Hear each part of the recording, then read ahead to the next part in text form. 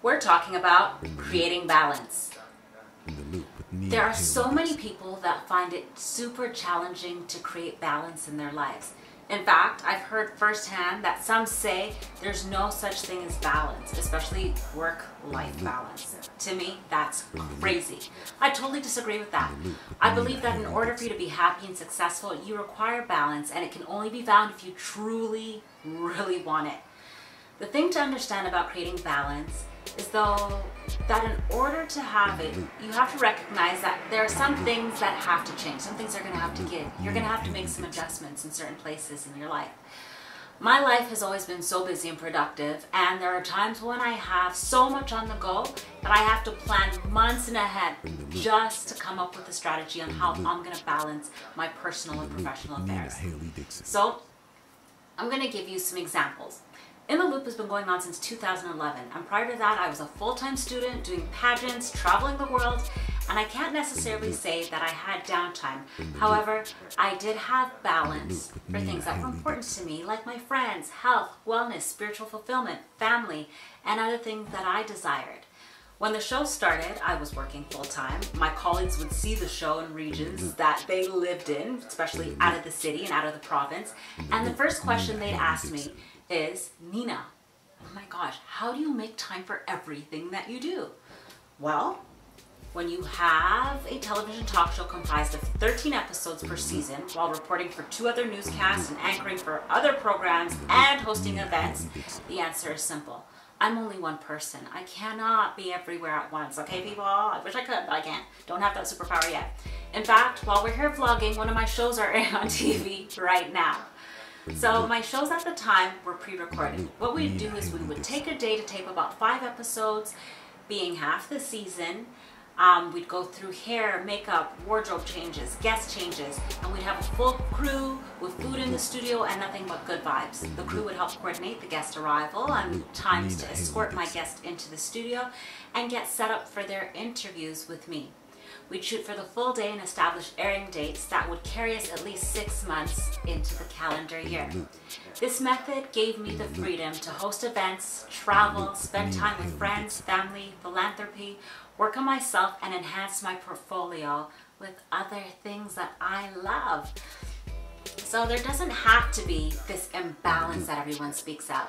Some of us stretch ourselves out so thin that we have no time for what really matters. I mean, I knew of a young couple that struggled with their relationship because one of them was so focused on making money right now, that get rich or die trying type of thing, that they forgot to make time to spend quality time with their lover. That's a big no. Some people truly become overwhelmed in certain areas of their lives, not realizing that it only takes one slight shift in one area of your life, and sometimes a few more, to create that balance. By making those small shifts in certain areas, you'll notice immediately how much more balance of a lifestyle you can have. It adds peace and happiness to your days, okay? I'm telling you this from experience. This is the same way that you're going to find your work-life balance. You have to prioritize and know what your values are. If you know something needs to change, then adjust accordingly. My life is ever-changing. My TV show transitioned from the network it was on for almost a decade to an even bigger network. I went back to school at the same time and graduated once again. I'm continuing my learning. I sit on the board of directors for various charities, and I still make time for fitness, my spiritual development, family, friends, travel, and all of the things that I truly adore. The next steps are, of course, to expand my family, and I think I have it mapped out. However, I'm not sure. I just don't think you can ever be too sure or too prepared for things of that nature. But with all of that said, I'm not going to sit here and tell you that it's going to be easy or a bed of roses. It's, in fact, some of the hardest decisions that you're going to make. Adjusting can be difficult, and one of the things to keep in mind is that if God can bring you to it, then He will surely bring you through it, okay?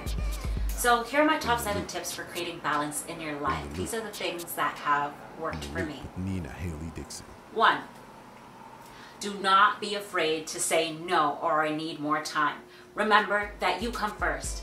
You cannot say yes to everything and everyone, and everyone's going to want a piece of you at the end of the day. And the only way to establish balance is by saying no sometimes. 2, don't overcommit yourself. Example, if you have too much on your plate, don't commit to things that you know you likely cannot take on. We have this saying when you eat that if your eyes are bigger than your stomach, you're going to struggle a little bit, okay? So try to commit to things that are realistic, and you'll find yourself being far more efficient, reliable, and trustworthy to yourself and to your peers. 3, mind your own business. When you mind your own business and you don't get mixed up in the stories of others, you can create more time for yourself and what really matters most. 4, focus on your why and your values. If you don't know what your goals are and what your values are and what you really stand for, you're going to find yourself getting mixed up in things that do not serve you and things that are just trivial and totally unimportant. 5, your goals. It's so important to have a plan and to learn from the experiences in your past. Move forward with your goals and all of your heart's desires will come to fruition. Every day, you should be setting some time aside, even if it's just 5 minutes out of the day, to work towards your plan.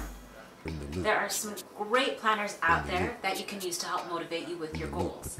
And there's a fantastic one that comes to mind immediately. It's called the Success Planner, and it was created by a friend of mine. I'm going to share that link with you below. 6, make your adjustments according to the seasons and people that you really want in your life. Some seasons are going to be busier than others, and some people will come into your life for just a season or a lifetime. So make your adjustments accordingly so that you can learn and you can grow and have that balance that you want.